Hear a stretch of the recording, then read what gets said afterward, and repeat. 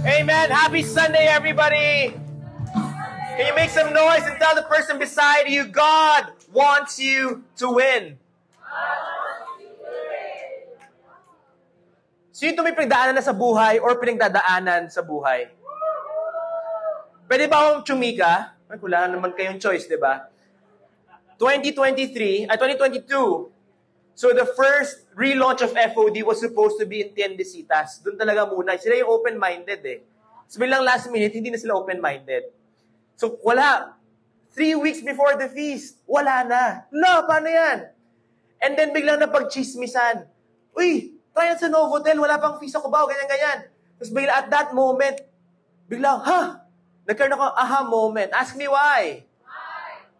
Because 2020, before the pandemic, I attended a wedding of a feast builder held at Novotel. So tinawagan ko yung feast builder nito, feast builder ng Feast Manila, si Brother Lep Somera. Bro, may contact ka pa ba? Tapos binigay niya sa akin. Tapos binigay ko kay Brother Mike dahil tamad akong tumawag.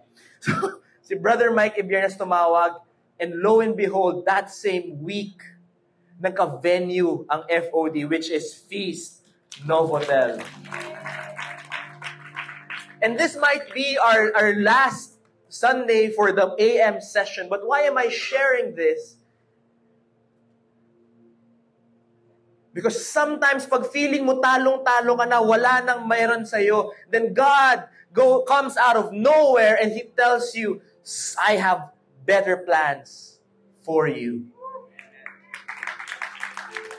And God's plans to prosper you, to bless you, to help you win. And sometimes you have to go through suffering and trial, but in the end, you say, in the end, God will make you win. Welcome. Medyo masakit to the temporary last AM session of Feast Novotel.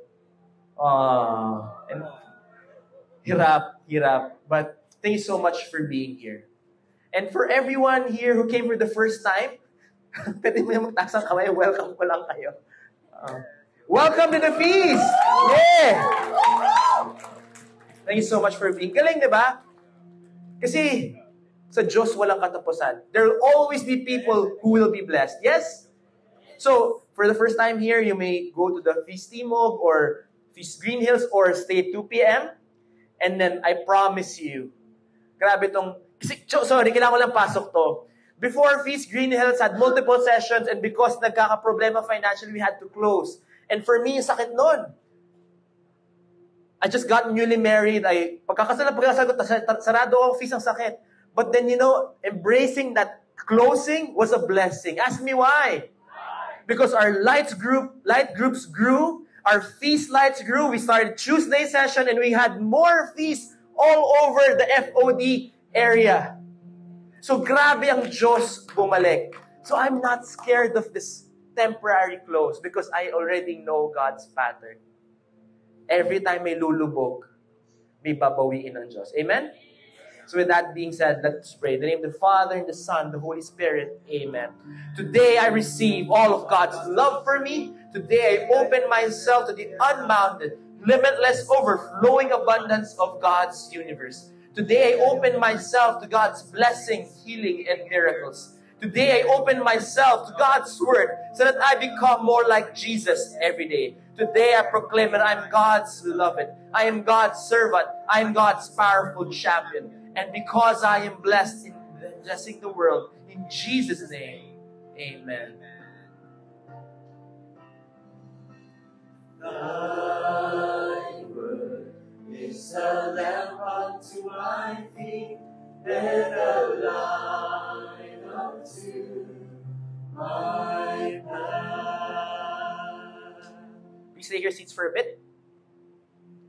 You know, I'm a bit senti. Alam niyo senti? Senti emo. Depende kung anong generation ka. Because it's last talk for Deuteronomy, my last day in Novotel. You know, we're also closing the Torah series for the Bible. So parang ang daming lasts. But with every last, there is always a new beginning. Do I hear an amen? Hawakan mo naman yung kamay ng katabi mo. Sabihin mo, handa ka na ba sa new beginning mo? Kung love mo siya, sabihin mo, ikaw ang new beginning ko. My message to you is this. You have a mission. No matter how hard life is, you have a mission. No matter how much you feel that you're not worthy, no matter how broken you are, you have a mission. You know, last April, I was in Jordan. So, hindi si Michael Jordan, yung Jordan na bansa. So, it was in the Holy Land pilgrimage and I went to the first time to Mount Nebo. So, anong meron sa Mount Nebo? So, pwede kong yan yung pictures namin sa Mount Nebo. Lagay niyo muna dyan. So we were so excited because this was our first holy site. So mula lutang-lutang kami, jet lag, umuulan, biglang umulan kasi.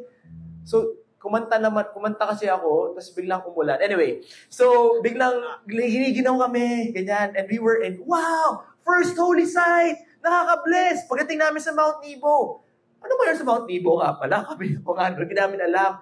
Pagdating namin, dito umakyat si Moses. Nakita niya yung promised land. And na-dense siya. Wala. Simula pa lang, patay na ka. Alam mo yung parang Holy Land! First sight, namatay si Moses. Parang ang lungkot. And sometimes, life is like that. Di ba? Parang, ganda. Pero wala. But here's what I want to tell you. That end of Moses' life isn't sad because his death means papunta pa lang tayo sa exciting part. We don't only reach the end of Deuteronomy, the end of Torah, and the first 5 books of the Bible, but now we are excited because we're gonna get momentum. Because again, what is Scripture all about? It all points to Jesus. Right after, ito yung context. So, ito pala yung picture namin. Next photo. Yan kami. That is the end of Mount Nebo. And what is at the back? Ask me what? That is the promised land. That is Israel. And you know what is sad today? Gusto ko lang ng cultural reference. A lot of people in Jordan look only to the promised land. Hanggang ngayon, promised land pa lang sila.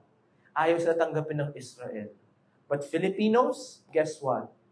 Because of World War II, tinanggap natin ang Jews. And just in case di nyo alam si Civic at Kultura at Ekasi, Filipinos can go in and out of Israel as much as we want. Wala lang. Yun lang. Pera na lang papuntang Israel ang problema. Anyway, so next slide here, guys. Here's what Moses says. I am now 120 years old, and I am no longer able to lead you. The Lord has told me, you will not cross the Jordan River. And in the last chapter, it says, so Moses, the servant of the Lord, died there in the land of Moab. So, yan. Sa land ng Moab yung Mount Nebo. Just as the Lord had said. Naghahanap ba kayo ng bawi ko? Wala. Walang bawi. We like bawi, right? But guess what? For Moses doesn't get a parade or a victory party because he dies before entering the promised land. Have you ever experienced this? When you try to be good, but bad things always happen to your life. How many failed plans do you have? Did you fail an exam? For the young people here. Or maybe, meron kang 2 million sa bangko pero denied ang Korean visa mo. Whatever your situation is. Maybe you got retrenched from a job or your marriage failed. Maybe you found out that your child or somebody you love took drugs or is an addict. The Bible does not sugarcoat this fact. Are you ready? Life is difficult. Every page of the scriptures show this truth in full HD, 4K, HDR. Pwede ba magkwento?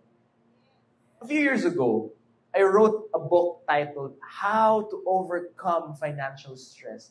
This book is about making more money to get out of debt. Wow! Bida-bida ka, J. Paul. But guess what? I did not foresee the pandemic. And our business failed. I got into debt. So sobra yung humiliation of writing a book, of getting out of debt, and you yourself got into debt. Parang gusto ko kunin nyo na lahat ng libro ko sa National Bookstore kasi parang hiyang-hiya ako. And from last year until now, my family and I, we've been rebuilding. We are rebuilding our finances.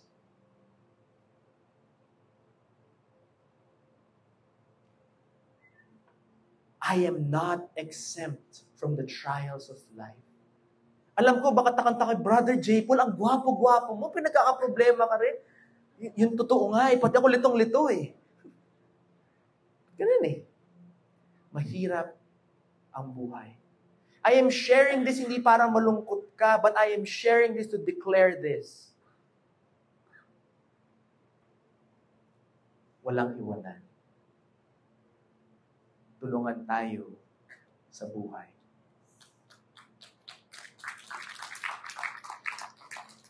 This is where the problem of the world is. Embracing difficulty is the enemy of today's culture. Our idea of is a good life, ano ba yan? Ako, in-imagine ko na nagagawa ko ng talk.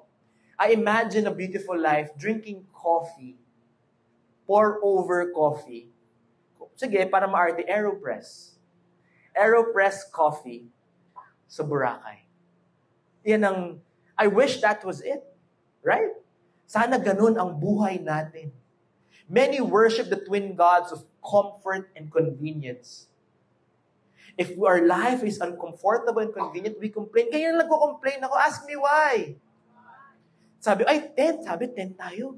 So hinanda ko yung pinakamanipis kong damit.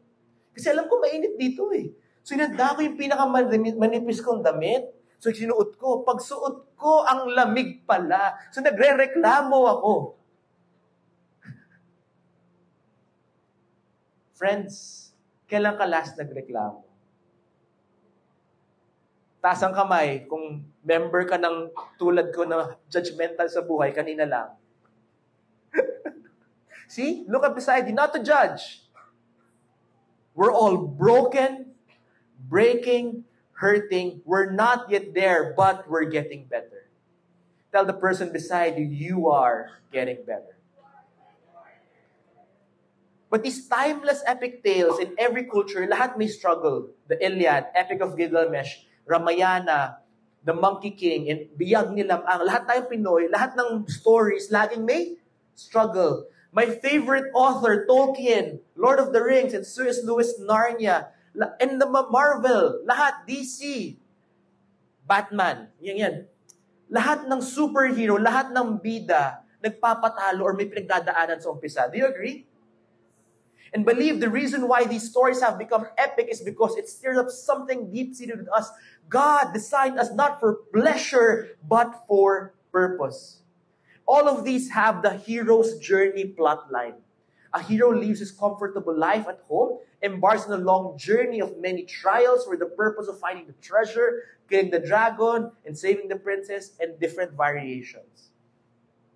Yung Gandalf version, yung may tagatulong, lahat ng epic stories, di ba? May Gandalf, may Alfred, di ba?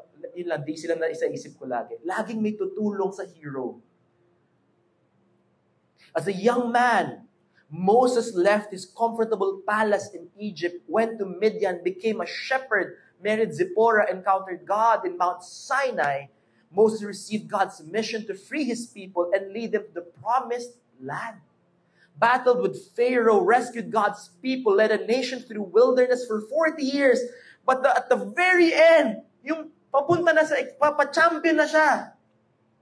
Nateki. Na-deads. I don't know about you, parang ini-imagine ko, minsan medyo may crazy yung feast builder nyo. Pag nagsisimba ako sa mga simbahan na walang aircon, di ba may malaking propeller sa taas? Minsan inisip ko, Lord, kung mahuhulog man to, sana tapos na sana yung communion, parang tanggap na kita. Pag na-deads ako, mas malapit ako sa iyo. Yung ganun. Parang andun siya na magko-communion na siya. Tapos biglang hulugan ng electric fan sa baba, namatay silang lahat. That went really dark, really fast. So, what I'm sharing this. When things don't go as planned, can you still trust that God is still in charge?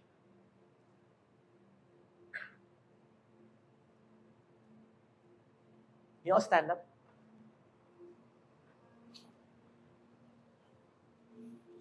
You all inhale and exhale.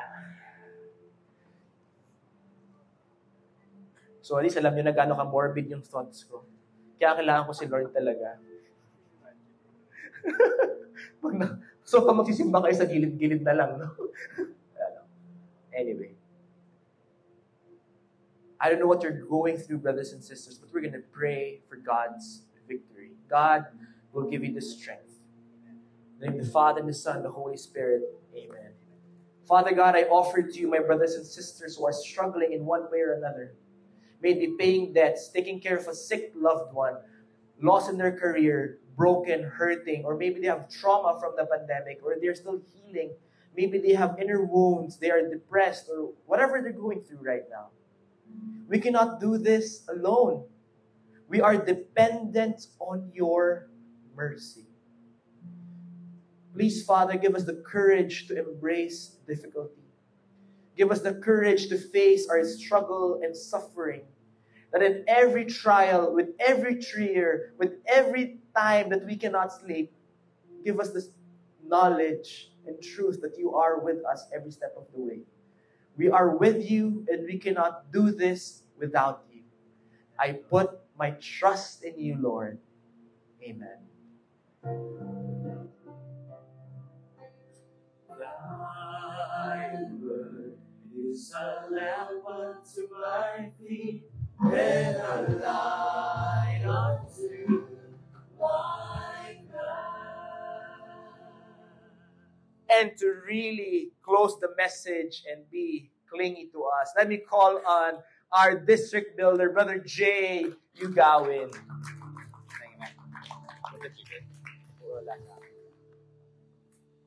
Storya natin. Tapos biglang, yung culmination na lang, hindi pa naka-ending sa, what? Holy Land. No? In a way, we can relate. Do you get it? Alright? Do we get this? So, brothers and sisters, know that there's a message that God has for each of us today. Amen? Amen. Amen. Let's give a hand to the Lord. Hallelujah. Amen. Let's continue with the talk. So, I just like to pick up from the last part. We were talking about what? Moses. And yun na nga, kailan pa ba sinabi ni Lord kay Moses na hindi ka papasok ng Holy Land? No? Sipin mo, He will lead the people to the Holy Land. Tapos siya mismo, hindi makapasok-pasok. Sino nakaka-relate sa ganun? Meron ba? Meron ba sa inyo, meron kayong project, meron kayong pinaghirapan talaga, tapos biglang hindi mo makuha yung ending culmination. Come on, raise your hand. Meron kayong ayan, no? So lahat tayo nakaka-relate. O marami nakaka-relate. Yung mga hindi nag-raise ng hand, buti pa kayo. Pero here, going back to the Bible, brothers and sisters, as early as the book of Numbers, Moses was already warned. At the start of Deuteronomy, God said this. Let's all read it. Take a good look. You may not cross the Jordan River. Instead, commission Joshua and encourage and strengthen him, for he will lead the people across the Jordan. He will give them all the land you now see before you as their possession. So sinabi na, ay ako si Joshua ang magiging successor mo. Alright? The first time we met Joshua, do you remember Joshua? That was when they first landed in Canaan, in the Holy Land. 40 years ago yon, na kinumisyon yung mga taong pumunta na muna, mga unang mga sugo na pumunta doon, na tignan, is it okay? 10 people of them said, let's not go there. They are all giants. Hindi tayo pwede doon. Joshua was one of those who said, no, pwede tayong pumunta. Do you remember him? No? Yun lang, hindi sila pumasok kasi natakot na talaga ang buong Israel. Natakot silang pumasok sa Holy Land. Dahil sa mga taong takot. Tingnan niyo ang katabi ninyo. Takot ba yan? Okay, here. O Joshua yan. Joshua. May kakilala ba kayo mga Joshua na hindi takot? Yan. No? Sino yung mga Joshua dito? Yung mga Joshua dito. Atapang atao. Yan. Ganyan, di ba? So, kailangan yan para mangyari ang gusto ni Lord. At last, after 40 years again, Joshua now will be able to enter the land. Tapos ano ang sabi? Ang sabi ni Moses kay Joshua ito. I want all of us to read it. Okay, ready? Yes? Alright? Okay, nakapag-breakfast pa kayo? Ayan, okay. Are you ready? Yes! Ayan, okay. Everybody please read, go. Be strong and courageous. Do not be afraid or discouraged, for the Lord will personally go ahead of you. He will be with you. He will neither fail you nor abandon you. Amen? Let's give a hand to the Lord. And I believe this is what God is telling us now. Even if you are faced by something that seems to be a failure, faced by something that seems to put you down, anong sabi? Be strong and courageous. Tapigin ang katabi pa sabi, nabasa ko ba yun?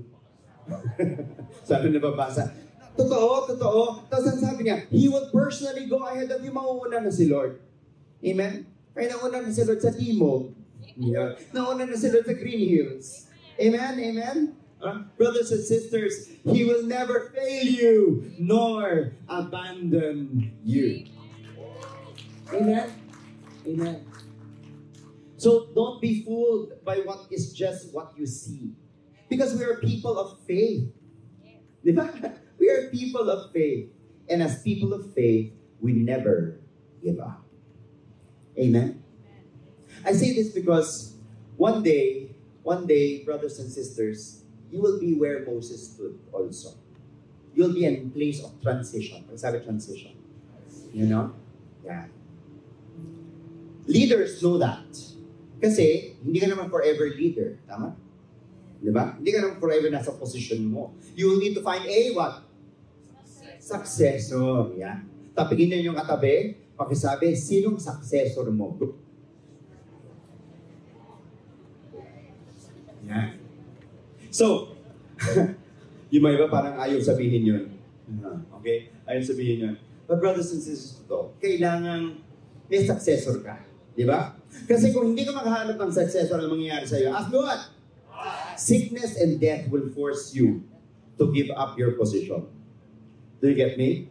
Yeah. So warning yun. Dapat maghanap ka na. Lalo na ngayon, you know, as I've said already to you before, that I am an organizational development practitioner. You know, in all organizations now, especially because of the pandemic, problema sila ngayon. Bakit? Kasi wala silang takasunod, wala silang successor. So, brothers and sisters, asan ang mga parents ito? Parents! Yes! Palapakan naman natin mga parents. Kasi hindi madali maging parent. Curious lang, sino gustong maging parent? Wala sisigaw rin, yung mga ganyan, mga single. Amen, no? Yan yung mga... Now, parents, do you still have kids or teenagers? Sino dito may kids at teenagers pa?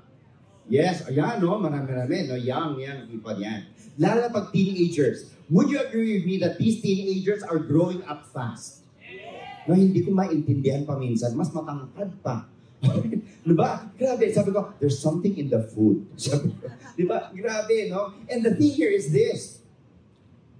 Do you think treating your teenagers just like they were kids would help them? Yes or no? Diba? There's such a thing as over-parenting. Yeah, are you listening? No? Brother Arun, our overall leader in present administratively of Life Jesus, would say that parents should know how to wear different hats. Right? Different hats. When they take care of their kids. Bakit? Kasi different times At different times. No? Pag bata pa, dapat controller hat ka. Bakit? Kailangan dapat matuto yung bata ng right and wrong, boundaries. No? Control mo naman, wala pa silang alam Pero pagdating na ng teenager, hindi ka na dapat controller. All else, rebellion na mangyayari, di ba? Dapat coach ka na. Pagkasabi controller, Pagkasabi, coach. So from controller hat, iwan mo yan, take on that coach hat. No? Pag teenager yan, ganyan. No? Pero pag adult na, ano na, hindi ka na coach, consultant ka na lang. Kasi sa coach, yun, no? Susundan-sundan mo pa siya, yan, you know? But you will not dictate like when you were a controller. When you're a coach, no, nandiyan ka lang, just side by side, help, ganyan, no? Pero pag consultant ka na, hindi mo na susundan. Kasi adult na eh. Are you listening? Di ba? Magpayo ka na lang pag pumunta sa'yo. Yan na. Consultant eh. Sabi ang consultant, when you consult. Ganon. Eh paano? Kung dapat consultant ka na, controller ka pa rin. Anong mangyayari? Anong mangyayari, brothers and sisters? Ask me what? You will be the limit of your children. You will be the iron ceiling of your children. You will what? You will prevent their psychological and spiritual maturity. Instead of blessing them, you will curse them with overparenting. Am I making sense? Alright? Tapingin ang inyong mga co-parent, pakisabi, narinig mo yun. Yung mga bata dito, no? Saya-saya. Oo, sabihin mo pa, brother. Ganyan, no? So many times, overparenting comes from our insecurities. Nag-overparent ka kasi natatakot ka eh. Gusto mong maayos lahat, di ba? Yung reputasyon mo, di ba? Ano sasabihin nila pag hindi maayos ka? Sasabihin na ganito ako. No? Ayan, katulad pag nawawala ang mic, dapat palitan naman ang mic. Di ba? Ganyan. Di ba? So,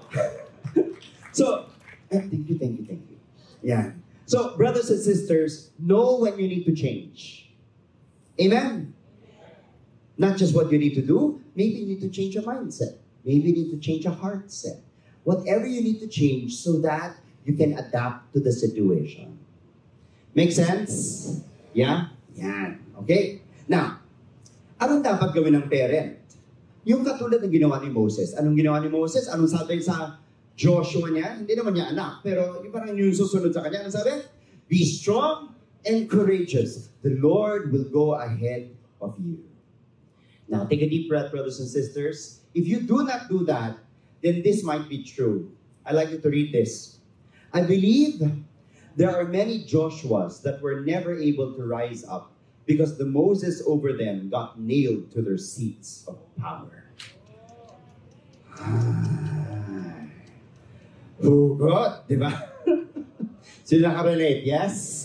But I'm not anymore talking only about families. I'm talking about organizations, not teams, whatsoever. Kaya leaders in the house. You're a leader when you make another leader, not when you're always the leader.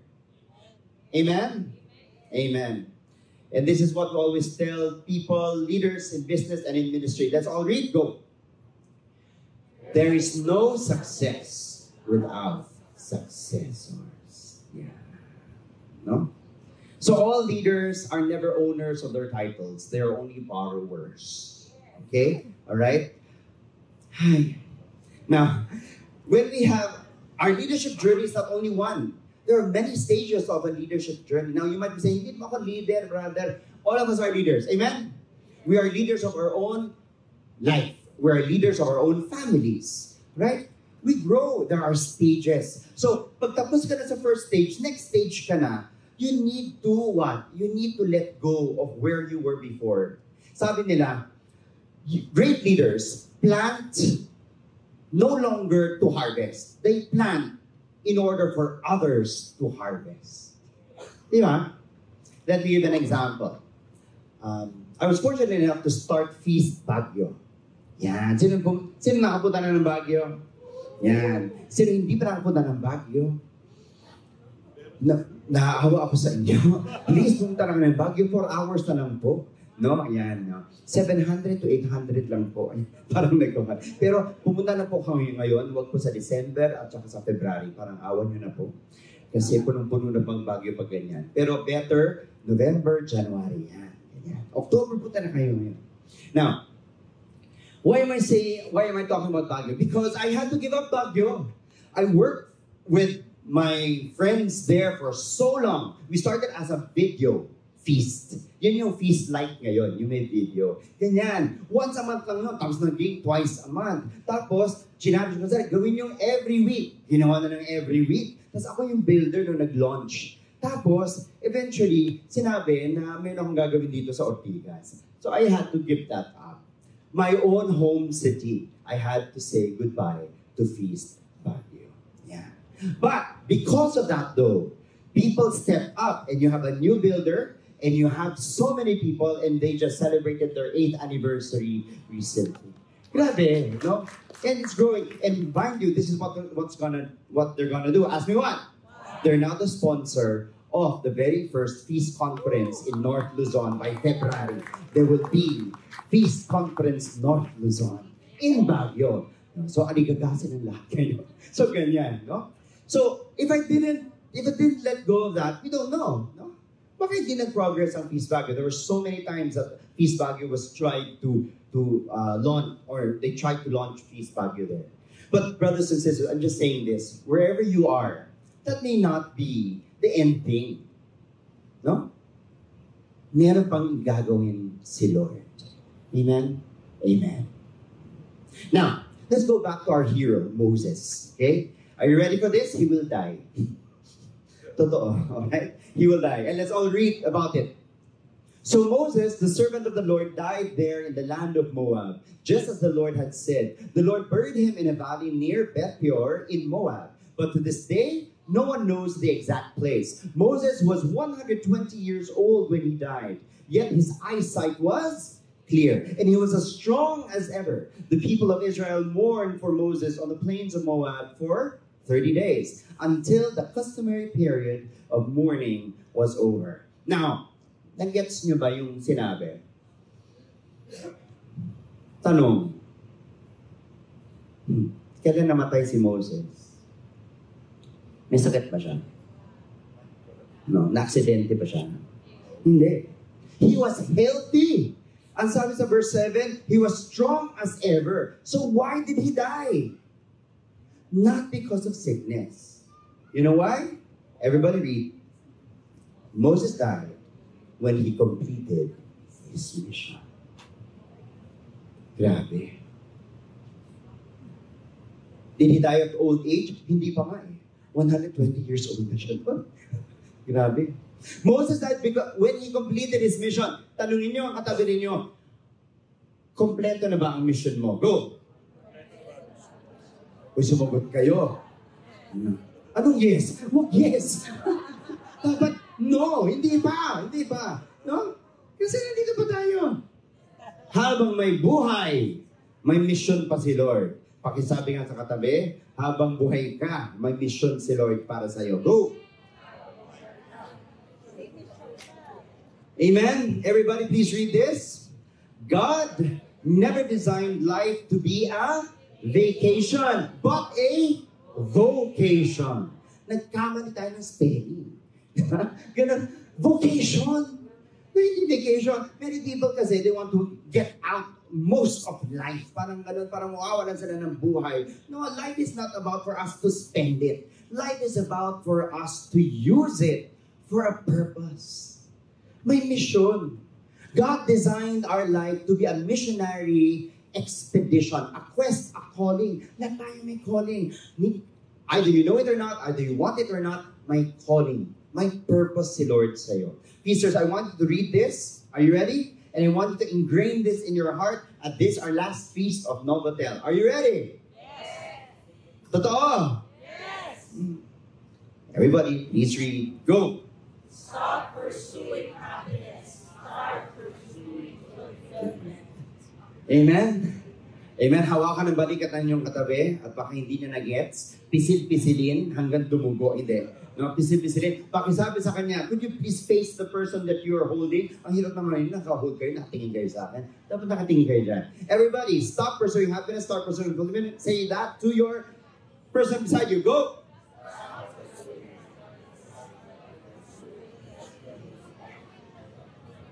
Amen? Amen? Happiness is too overrated, brothers and sisters. Sabi ni Mark Twain, everybody read this. The two most important days in your life are the day you are born and the day you find out why. Dear Feast Novotel AM, do you know why you're born? Why? Good yung mga nagsabi ng yes. Yung mga nagsabi ng no, good, alam nyo. Yung mga walang sagot ay make up your mind. There are 2 questions you need to ask. How many questions? Burning as they are. Everybody read it? What is my mission? And how am I fulfilling my mission every day? Dapat alam mo kung bakit ka bumabangon sa umaga. At hindi para sa kape. Diba? Dapat alam mo yan. Tama? Bakit ka bumabangon? Why? Why? Pagkasabi ka sa katabi, why?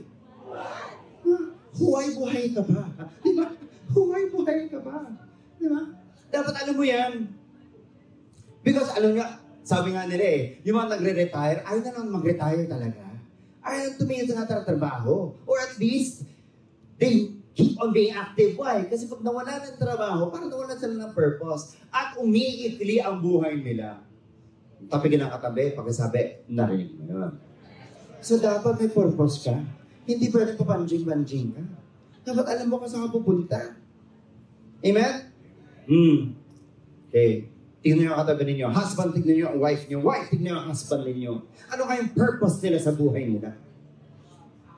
Yung mga husband gusto nilang sabihin ng wife nila, my purpose is to pamper my husband with massages every day. Oh, wish mo lang yun, di ba? Ganun, no? Wife, anong purpose ng asawa mo? No. My husband's purpose is to treat me out every week. Hindi. No? Friends, what is your purpose statement? Si Brother Bo, he shared it with us. Are you ready? Ito ang God mission statement niya. Everybody, let's read it. My mission is to build a loving family, raise up my sons to serve the Lord, communicate God's love through my writing and speaking, build small communities of love, hold feasts, and help good people become rich through TRC. TRC is Truly Rich Club. Sino member ng TRC dito? Ay, naku, meron, yes! O sumama na rin kayo, di ba? You want to be rich? Tulungan kayo ni Brother Bo. Ganon. So kayo, anong statement mo? Pakitanong ang katabi, ano ang statement mo? Go. Yan. No? Hindi billing statement na pinag-uusapan natin, ang statement ng mission. Brothers and sisters, this is my mission statement. I'd like to share it with you. It is quite different from Brother Bo. My mission is to create loving and life-giving leaders for the church and the world through leadership, coaching, and communication towards the actualization of persons, organizations, and communities. So, hindi ito patalbungan ng words. But it has to be motivating for you and clear to you why you're living. All right? In that statement, I have dedicated my life to leadership, coaching, and communication. And I'm into communities and into organizations and even coaching individuals. Kayo, ano ang purpose mo sa buhay mo? What is your God mission? Take a deep breath. Now, pa-ending na po tayo. Deuteronomy will now end. And we know it ends with the death of Moses. Pero hindi pa ako nagtatapos ang heartbreak doon. May pangalawa. Sabihin niyo, ano pa? Go. Here's the second one. In the middle of Deuteronomy, Moses promised, let's all read, the Lord your God will raise up for you a prophet like me from among your fellow Israelites. You must listen to him. O sinabi niya, uy, meron darating. So sino iniisip nila? Sino? Si Joshua, syempre, no? Si Joshua. Kasi sabi, now, next slide please. Now, Joshua, son of Nun, was full of the spirit of wisdom, for Moses had laid his hands on him. So the people of Israel obeyed him, doing just as the Lord had commanded Moses. Uy, ito na, si Joshua na talaga. However, after that verse, meron sinabi, yung writer, ito ang sinabi. Naku, nakakagulat. Ano sabi? Go. There has never been another prophet in Israel like Moses, whom the Lord knew face to face. Parang kinontra niya yung sinabi niya na merong isang katulad ni Moses, pag sinabi, walang katulad ni Moses. So ano na? So hindi si Joshua, we're supposed to wait for someone else. Are you following me? It's not Joshua that we're supposed to be waiting for. It's someone else. And the whole Torah ends with a cliffhanger. Sino yan? Feasters. Dapat alam na ninyo. Sino? As followers, we say this. Everybody read.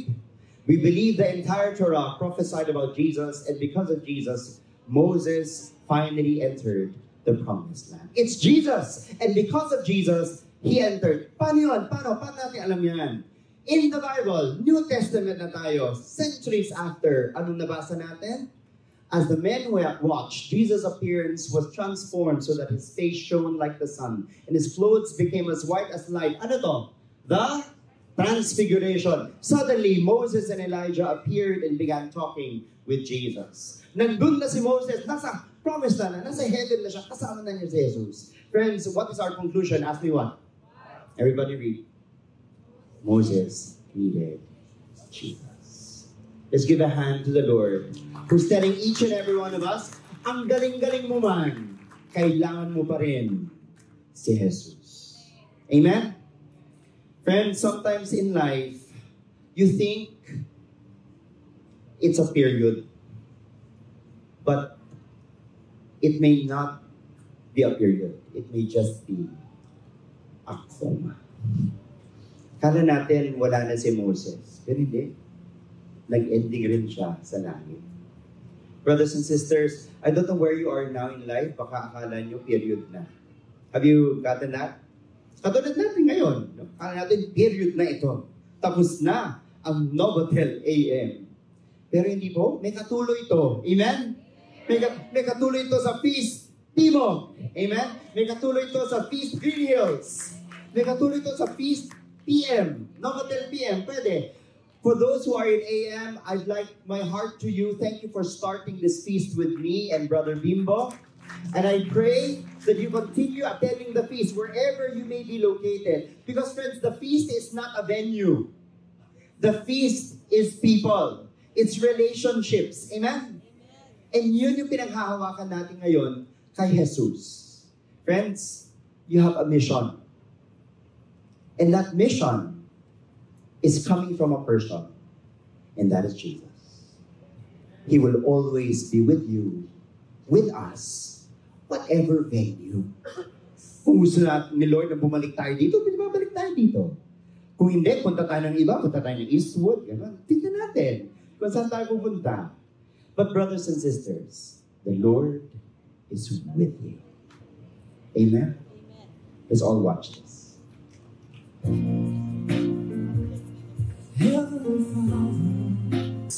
Jesus, let's all stand, brothers and sisters. The Lord is here, amen? For everything that has happened since we began Feast Novotel, April 2022. 2022, yeah. We praise the Lord for all the lives that has changed, for all the celebrations, yes? And victories. Let's give a hand to the Lord who deserves our praise. And let us never forget that that is wonderful and that is true. And let us never water down all the wonderful things that God has done. Just because now it seems that we are ending something. Brothers and sisters, di natin alam, koma lang to. Hindi ito period. Wherever you are also, akala nyo, period na, hindi pa. The last say is with Jesus. Amen? Amen? Let's give a hand. Yeah, And so, brothers and sisters, bow down your head, close your eyes, say this with me. Lord Jesus, just as Moses, come on, say it with me, just as Moses has a mission, I claim your mission for me. Be with me, Lord, wherever I may go. Bless me now with your love, your mercy, your miracles. I will never walk alone, Lord. You are with me. This I pray. In Jesus' name. Amen and amen. Brothers and sisters, open your heart, raise up your hands. Let us worship Him for one last time here in Feast Novotel. Give Him a hand. And let the Lord be glorified today. Hallelujah. Take your seats. Amen. For all the single people here next weekend, so Saturday to Sunday, we will re-invite you to join Love Life Retreat Batch 16. Woo! Amen. It's gonna be Mary Hill Pastoral Center in Taytay. Retreat fees 4,000. And ang gwapo ng speakers. So I'll be the speaker, I'll be the opening speaker, and the opening talk, the LLR Talk 1 is one of my, grabe, kahit ilang beses ko siya binibigay, hindi siya nagagasgas sa akin. It's really one of my favorite talks to give. And the talk 3 to closing will be given by our district builder, Brother Jay. Woo! So please, if you haven't joined the Love Life Retreat, if you're single, please join this because grabe to. Yes. Grabehan talaga. It's not your typical retreat. It is transformative. So you want to really get out there and be the best that you can be. Please join the Love Life Retreat. Amen. Next, we also have here in Feast Ortigas, we want you to grow, all right? Much more into mature Christians. And so we offer the Bible study here online. And this time we're going to study Ephesians, the Bible timeline. It starts on September 27, running 8 consecutive Wednesdays every 7:30 p.m. via Zoom. So please register at the link, all right, or the QR code there. Ito na. Ano ba to? Ikaw, boss eh. Ikaw, district builder, ikaw mag-a-announce. Who has attended the Peace Conference already? Because Peace Conference days are coming already in November, this 2023, November 24 to 26 at SMX Convention Center in Pasay City, brothers and sisters. There are tickets now available online and grab your super sale early bird ticket with free Peace Con shirt. I tell you, you're going to be in for a real powerful experience in Peace Conference. So as early as now, register na kayo. Alright? And again, we just like to take the opportunity. This is the last time I'll be able to say, music men, worship team, prod, Warmth, liturgical liturgy, team, tech team, I am, security, ministry, finance, no, lahat, all the other ministries, may mga nakalimutan, food, all maraming salamat po from the bottom of our hearts, from all the builders of the Feast Novotel AM. So, we will see you in all the other feasts. So, as for me, I'll be going around, okay? So, if you still want to see me, you can go to my page at J. Ugawi. Okay? So, sa Facebook, Director J. Ugawi. And you can attend my seminar next week on Saturday. Yeah. Alright, but no, please go to the different feasts. Our builders are gonna powerfully bless you. Serve with us. Join our life groups. Disciple with us. Bring your family, your friends, your whole family, your whole community. And peace, the spirit of peace of the continue. Friends, wala tayo sa venue. Hindi venue ang importante. Ang importante, tao. Amen? So, let's remember each one. After this, please join us in a picture taking. Ha? Ayan. konting taste na lang. Alright. Jewel, all the ladies out there, join us for another Jewel special event via Jewel's FB page, September 29, this Friday, 8 p.m. And yun, gaganda nila, oh. Ayan. So they'll be blessed by their sharings, okay? Amen. Next is all the first-time attendees. I just want to pray for you. Pray for God's blessing, healing, and miracles in your life. So if you are a first-time attendee, please stand up. I want to pray for you. First-timers, do we ask you to stand up? Amen. Thank you for joining the feast. Doon nakaka-joke time eh. Kung kailan tayo final feast, bilang tayo natin first-time attendees. First time, verse Lord. Praise the Lord. In the name of the Father, Son, the Holy Spirit. Holy Spirit, Amen. amen. Lord, go, Brother Jay. Lord, I pray for our new attendees here. I pray for the person who brought them here. Grant them blessing, Lord. And for everyone who came for the first time, I pray that they will be able to find the feast that will welcome them and make them part of the family. I pray, Jesus, that their best days of their life are ahead of them. Lord, I thank you for the people who bring people at the feast. And we thank, Lord, for new attendees. Bless them again. Amen. Father, Son, the Holy Spirit. Amen. Welcome to the feast. Amen. Amen. After the feast, kindly go to the back. We have a special gift for you. Okay? Please take your seats. All right. For a love offering, please prepare your love offering envelopes. And after you give, ito mangyayari, please stay. We will go near the stage and we'll have a clingy picture together. Is that okay? Yes. Okay. Alam mo, I was just reflecting, Lord, ano bang, di ba, ganda.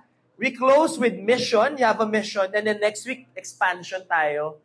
So, bila ako na pa-reflect. Pwede ba ako mag-share? Noong 2020, 2021, medyo litong-lito yung mga buhay nating lahat. Wala kaming feast literally na hinahawakan, online lahat. Tapos biglang ang galing din when you obey the vision of your leaders. So Brother Arun said, this is the best time to take your masters habang magulo pa ang mundo. Habang wala pa kayong official feast na hinahawakan. Ulit. So, well, ako dahil kaladkarin, umuo naman ako. So, today, ang galing lang. We're now, this school year, third year na namin ni Brother Jay sa aming master's degree in pastoral ministry, major in family counseling, and youth counseling. Tapos grabe lang siya. Hindi ko lang paano nasusurvive yung master's. Lalo na yung last sem. Last sem, grabe. Halos lahat ng church documents mula unang panahon inaral namin. Tapos summer, 1 month, summer twice week session, lahat ng gospels. And from all the gospels, lahat ng commentary from the gospels. Lord, grant me grace. Pero dito ako nabilib. Kasi, nung high school, grade school, high school, college ako, bagsakin po ako, pasang-awa, yung mga ganyan. Tapos, grabe lang si Lord mag-provide. Ask me why. Ngayon po kasi, yung pinakamababa akong grade, nung summer, kasi nasa US ako nag-summer. So, litong-lito ako. Pababa akong grade ngayon, 1.5. So, 1, 1.15, 1.5. Hurt na nga ako. Oo. 1 pinakamataas. Sorry kasi nung college ako, 4 pinakamataas. So, anyway. So, ngayon, grabe si Lord mag-provide. And not just, gusto ko lang magyabang ng grade, pero yung really what blessed me is as I go back to building a feast again. Grabe yung God provides for the vision that He gives. What do I mean? Ano yung mga favorite subjects ko? Systematic theology, church history, ecclesiology, church building, pastoral ministry, theology of body, marriage, youth, parenthood. So, parang grabe lang yung vision ni Brother Arun na binigay sa amin to equip us nung wala pa. So, buti na lang nag-obey. At least ako parang, Lord, thank you for giving me the grace to obey. Kahit alam ko ang hirap ng buhay, ginawa namin because I am excited to rebuild a feast because aside from giving the mission, I am now more equipped, more than ever, to lead a feast. Not by me, but by God's grace. And I'm sharing this because maybe God is placing a mission in your heart. And you don't know, Lord, paano na? If God plants a vision in you, a mission in you, He will provide everything you need. Do I hear an amen? So let's all stand up and lift up your love offering. Today, we say goodbye to Novotel AM. But according to Father Pao said, until we meet again. Lord, today, we expand Feast Ortigas District bigger than ever to Northwest Metro Manila, Central West Metro Manila, Central East Metro Manila. Lord, we are expanding in a very fast way, all because of you. You will provide our resources, the people, and the mission and the heart of discipleship. We are here because we say yes to you. We declare, Father, that our best days are not behind us, but yet ahead of us. So we declare the best is yet to come. In Jesus' mighty name, amen. See you at all our feasts in Feast Ortigas District. God bless you.